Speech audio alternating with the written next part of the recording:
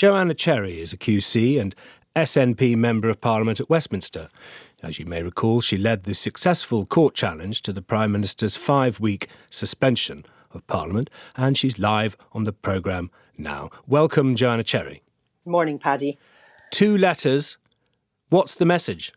Yeah, well, I think if you put all the Dominic Cummings-style spin to one side, the crucial reality is that the Prime Minister has sent a letter to the EU asking for an extension to the Article 50 period.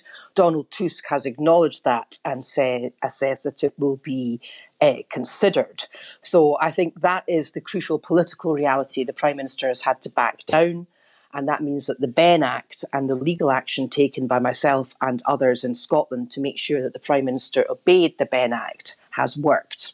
However, these other 2 letters are clearly designed, well, not so much Tim Barrow's letter, but the Prime Minister's letter seems to be designed to undermine the effect of the initial letter. Yes. And, Can I interrupt you there? Sure. Because I haven't told our exhausted listener clearly that there's a covering letter from the UK's representative in Brussels, which you're referring to. Yes. So can I pick you up on the question of, do you think the signed letter in which the Prime Minister makes it plain he doesn't want delay in some way contravenes the spirit of the Benn Act, which is to request one? Yes, I mean, certainly as a matter of law, it is arguable that the Prime Minister's signed letter seeks to frustrate what the Benn Act sets out to do.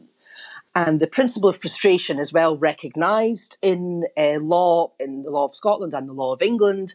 Basically, put shortly, there's a famous old case called Padfield, which says that a minister, including a Prime Minister, cannot do things which, or should not, and it's unlawful for him or her to do things which seek to frustrate or undermine the principle of an Act of Parliament. And crucially, Paddy, when we were in court in Edinburgh, because we didn't trust the Prime Minister, so we took proceedings to make sure that he obeyed the Benn Act, the Prime Minister gave promises to the highest court in Scotland that not only would he obey the Benn Act, but that he wouldn't seek to frustrate it. Now, arguably, that is what he has done. Now, can I pick you up there on the word arguably? Yeah. Here's Lord Pannick speaking in the House of Lords yesterday, and I'm reading from Hansard here. The Benn Act does not and could not oblige the European Council to grant an extension, nor does it prevent the Prime Minister reminding the EU states that he does not want an extension, wants to leave on the 31st, and is sending the letter only because Parliament has required him. And forgive me for going on, I do not see that the Benn Act can sensibly be interpreted as requiring the Prime Minister to abandon his policy objectives.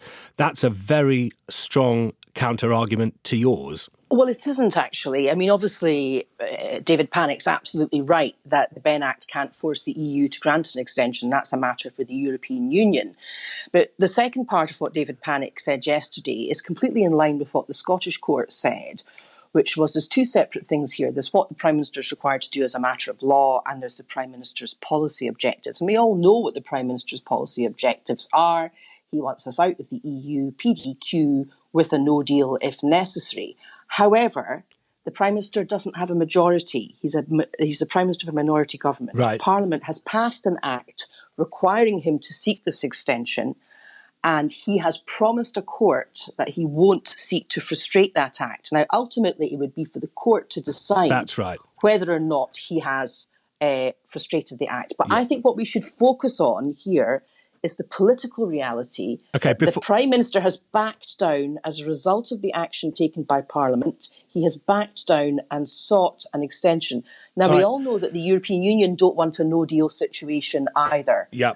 The government is unable to realise its policy objectives through Parliament at the moment. And so let's look at the reality of the situation, which is that we're going to need an extension to get the terrible mess that the Tories have got us into sorted out. Okay, I forgive me for just interrupting there, but just can you be very brief, because I just want you on the legal. Can we just tell our listener this? Will this go to court tomorrow? And do you accept my point that I'm making to you It's in the eye of the beholder whether this breaks the Benn Act. It seems to be there's conflicting information. Well, ultimately, Paddy, it's a matter of law as to whether this frustrates the Benn Act. And the case will go to court tomorrow because the proceedings are already raised in Scotland, and we have a hearing tomorrow at 11 o'clock. Thank you so much. Thank you very much indeed, Joanna Cherry.